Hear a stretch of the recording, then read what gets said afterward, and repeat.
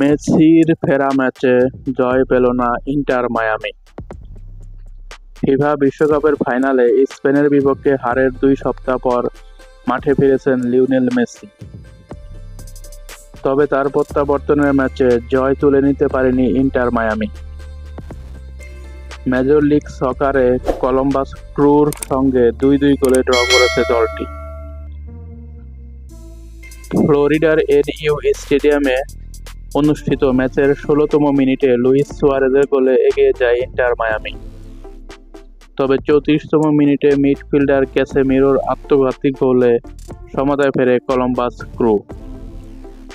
প্রথমার্ধের যোগ করার সময়ে নোয়াহ অ্যালেন গোল করে আবারও 2-1 ব্যবধানে এগিয়ে দেন ইন্টার মায়ামিকে। ম্যাচের শুরুতে বেঞ্চে থাকা মেসি দ্বিতীয়ার্ধের 53তম মিনিটে ড্যানিয়েল পিন্টারের বদলি হিসাবে মাঠে নামেন।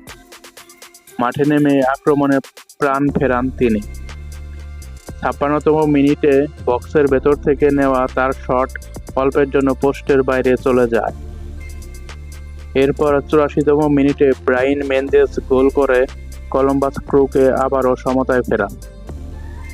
যোগ করার সময়ের তৃতীয় মিনিটে জয়সূচক গোলের দারুণ সুযোগ পেয়েছিলেন মেসি। তবে তার হেড গোলরক্ষককে পরাস্ত করলেও বল পোস্ট ঘেঁষে বাইরে চলে যায়।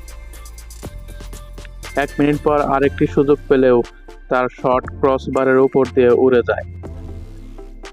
মেসির পাশাপাশি বিশ্বকাপ শেষে এই ম্যাচে ইন্টার মায়ামির হয়ে মাঠে ফেরেন আর্জেন্টাইন মিডফিল্ডার রদ্রিগো ডি পলো। তবে শেষ পর্যন্ত পূর্ণ 3 পয়েন্টের বদলে 1 পয়েন্ট নিয়েই মাঠ ছাড়তে হয় ইন্টার মায়ামিকে। এই ছিল খেলার সর্বশেষ সংবাদ।